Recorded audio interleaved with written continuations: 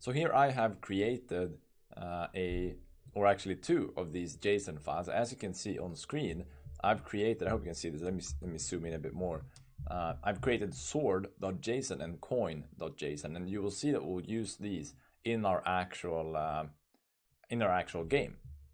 And I'm not sure we're gonna use the sword. We'll see if I come up with something better. But we have the coin at least that we're gonna use. And here you can see the structure. The structure is quite flexible, but this is the general structure. We have a name, we have a description, we have a link to an image, and then we have properties, which we can fill with basically whatever we want. So this is a golden sword, a heavy golden sword. The legend says it originally belonged to Peter Schiff. And then I have a link to an image, which links to an actual PNG of a sword. So that will be displayed in the app. And then we also have properties, and here is where we really can go crazy. Here we can put in whatever we want. So I've said that this sword weighs 100, whatever that is. It's all relative. That depends on how I build my game, obviously. But I could use this property within my game so that when a user carries this sword, I could, for example, apply that weight to the character property in the game. The same thing is true for damage. If I were to fight with this sword in game, I could grab the damage from here, and then I have a standard for all of the different weapons that I have in my game.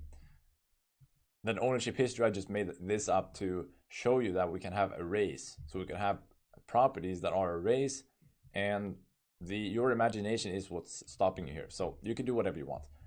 Coin.json is a simpler item. It has the name coin, a description, should be very, not necessary, very valuable asset in the Blob game, can be traded for special items, and an image that leads to a coin. It's actually the Bitcoin sketch of a coin. So that's all good. And let's see what the actual official, the limit on these JSON files really are, the standard. Let's look at the JSON standard that Engine has set for these files so that you know which boundaries you have to be in. And here they are. So this is their ERC1155 metadata URI JSON schema. And here you can see what limits they put on this metadata schema. So this is the general template you should follow. You have a title, you have type, you have properties. You don't have to have type, I think, because down here they have description and image. So this is more of what I've created. So it seems to be quite flexible. Name, description, image, properties. You could have simple properties, which are just bools or strings or integers like that. Let me make this bigger actually. Here we go. There we go. All right, you can have simple properties that are just strings like that. You can have rich properties, and what they mean by that is that they could be objects and you can nest them. So you can have nested objects. You can have an object like here CSS within another object. And CSS is also very interesting because then you could actually style your item, and then you'll take that CSS and import it into your game whenever you need it. And then they show you can have array properties, objects with arrays in them. So as you can see, it's very flexible. You can do whatever you want, and the only thing that's stopping you is your own imagination. So if you want, you can create your own items now. You can create these JSON files because that is really what defines your item.